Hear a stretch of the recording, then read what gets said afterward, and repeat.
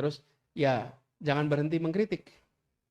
Dan saya ingin menghimbau kepada yang memegang kewenangan di seluruh Indonesia, jangan pernah pandang kritik itu sebagai satu musuh yang harus ditiadakan.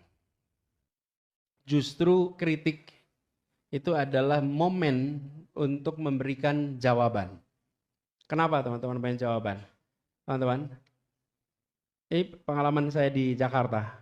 Kami sering berterima kasih sekali dengan hal-hal yang oleh buzzer-buzzer. Waktu itu eranya buzzer luar biasa. Apapun yang dikerjakan ada buzzernya di situ. Apa saja. Tapi kita sering berterima kasih. Justru dengan munculnya itu, membuat kita punya ruang untuk melakukan penjelasan yang didengar publik. Itu kesempatan bagi negara, bagi pemerintah, ya kesempatan emas itu untuk menjelaskan. Kenapa? Karena antara yang bersuara dan yang mendengarkan, jauh lebih banyak yang mendengarkan. Banyak yang tidak tahu ketika, ini seperti contoh nih, Jakarta ini sumur resapan sempit ramai. Ketika diramaikan sumur resapan, yang meramaikan dengan penjelasan kita, apa yang terjadi? Awam yang tidak pernah mengikuti, tidak pernah tahu soal itu, justru mereka menjadi mendengar karena itu diangkat sebagai kritik. Jadi begitu diangkat sebagai kritik itu ruang untuk kita menjawab. Dan itu yang disebut sebagai mencerdaskan kehidupan bangsa. Kalau Abul mengkritik pemerintah, lalu pemerintah menjawab, lalu Abul mengkritik lagi, pemerintah menjawab lagi. Apa yang terjadi? Audiens di sini semuanya mendengarkan dan semuanya tercerdaskan. Itulah demokrasi. Sebenarnya ini tip of an iceberg. Ini adalah puncak gunung es nih. Masalahnya ada yang lebih serius sesungguhnya, yaitu sistem penggajian kita yang secara umum itu masih problematik. Jadi bukan hanya dibandingkan antara DPR dengan honorer, bahkan ASN secara umum, teman-teman. ASN secara umum, yang honorer ASN, itu kita masih punya masalah yang serius di situ. Jadi saya melihat ini tuh puncak gunung es yang tentu saja mengganggu rasa keadilan bagi semua. Apalagi ketika barusan ada statement tentang gaji guru beban, kemudian muncul anggota dewan dengan angka yang fantastis. Itu mengganggu rasa keadilan kita. Tapi sesungguhnya kalau mau dikoreksi, Judit mana Judit tadi? Judit, kalau mau dikoreksi ya teman-teman, kita memang harus serius mereview tentang sistem penggajian kita.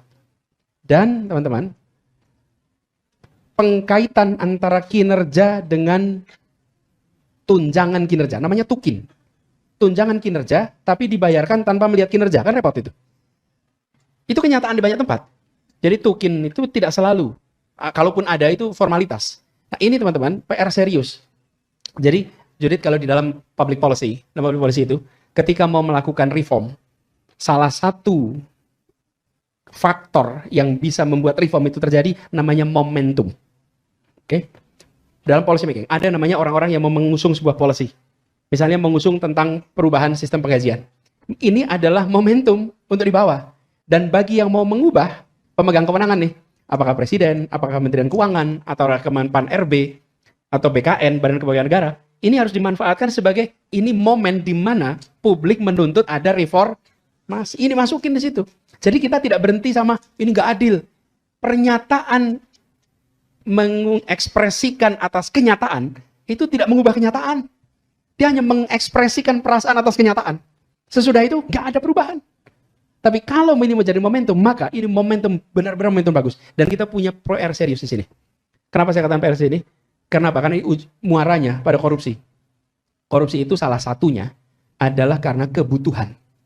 Ilustrasi, kalau gaji Anda yang normal hanya cukup untuk hidup 20 hari, terus 10 hari berikutnya hidup pakai apa? Ini akan menimbulkan korupsi karena kebutuhan di situ. Lalu di depan mata ada kesempatan. Di satu sisi ada kebutuhan 10 hari gak bisa hidup, dan ada kesempatan. Nah, masuk tuh. Tapi kalau diberesin, maka kebutuhan terpenuhi, ada kesempatan. Nah ini, di sini kemudian rule of law masuk. Di sini soal ketaatan, kepatuhan, konsekuensi, itu akan masuk. Mari kita akhiri khutbah ini dengan mengangkat tangan dan menundukkan hati. Karena pada akhirnya, di tengah segala ikhtiar ketidakberdayaan, Hanya kepada Allah kita kembali. Hanya kepada Allah kita menjadikan tempat bersandar dan tempat doa bermuara. A'udzubillahi minasyaitonirrajim. Bismillahirrahmanirrahim. Innallaha wa malaikatahu yusholluna 'alan nabi. Ya ayyuhalladzina amanu shallu 'alaihi wa sallimu taslima. Allahumma shalli 'ala sayyidina Muhammad wa 'ala ali sayyidina Muhammad. Allahumma ighfir lil muslimina wal muslimat wal mu'minina wal mu'minat al ahya'i minhum wal amwat. Allahumma arinal haqqa haqqan warzuqna ittiba'ah wa arinal batila batilan warzuqna tinabah. Ya Allah, ya Rahman, ya Rahim, ya Malikul Muluk, Tuhan yang maha adil, yang maha mengatur seluruh urusan negeri dan umat manusia. Pada hari yang mulia ini kami hadir di hadapan-Mu mengadukan luka-luka yang belum sembuh di tanah air kami, bahwa kejujuran kerap disingkirkan, kompetensi dikalahkan oleh koreksi, dan kemiskinan diwariskan dari generasi ke generasi karena sistem yang enggan dibenahi. Kami sadar keadilan dan kesetaraan bukan sekedar hasil niat baik, tapi buah dari keberanian untuk menyentuh akar yang lebih dalam, yang kadang menyakitkan, yang sering tersembunyi di balik kebiasaan dan kenyamanan. Dalam kesadaran itulah kami berserah kepadamu ya Allah, memohon perlindungan dan petunjuk agar tak hanyut dalam keputusasaan. Ya Hakim, ya Basir, yang maha bijaksana, yang maha melihat yang tampak maupun yang tersembunyi di dalam hati manusia, tuntunlah hati kami agar tidak beku di hadapan derita sesama. Lembutkan hati kami agar tak terbiasa memalingkan wajah dari kezaliman di sekitar kami. Bukakan hati nurani kami agar kami tak sekedar tertegun menyaksikan ketimpangan, tapi punya keberanian untuk mendekat, untuk memahami dan bertindak dengan kemampuan yang kami miliki. Ya Hadi, ya Nur, cahaya langit dan bumi yang menyalakan terang dalam setiap langkah kami, terangi akal dan nurani kami, agar kami tak hanya jadi penonton yang menyimpan simpati di tengah gelapnya nestapa. Tumbuhkan tekad kami untuk menolong yang lemah, membela yang terpinggirkan, memperjuangkan keadilan sebagai laku hidup kami. Kuatkan kami agar kami tak hanya mengutuk kegelapan, tapi mampu menyulut cahaya, meski kecil, meski satu. Ya Aziz, ya Qawi, yang maha kuat, yang maha menanamkan keberanian dalam jiwa-jiwa yang gentar. Bila langkah kami goyah, kuatkanlah ya Allah. Bila kami surut, kobarkanlah ya Allah. Bila kami bergetar, bila kami gemetar, teguhkanlah kami ya Allah. Kami ingin. Halo teman-teman, berjumpa bersama saya di Politik Dangi. Luar biasa sekali ya bagaimana Anies Baswedan menunjukkan performanya, bagaimana Anies Baswedan menunjukkan kehebatannya dalam menjadi seorang politisi yang ulung. Nah, kali ini Anies Baswedan itu menjadi tokoh oposisi yang ditakuti.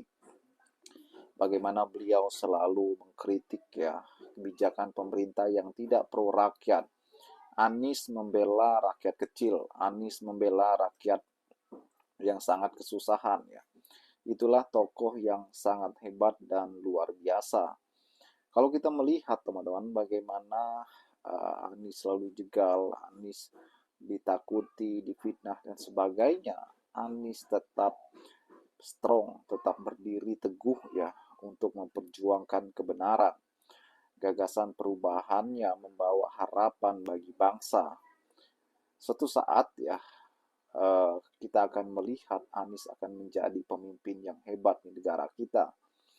Dan kalau kita melihat ya sebuah anugerah ketika Anies sampai detik ini itu bisa dicintai masyarakat, dipercaya dan diharapkan akan menjadi pemimpin di negara kita.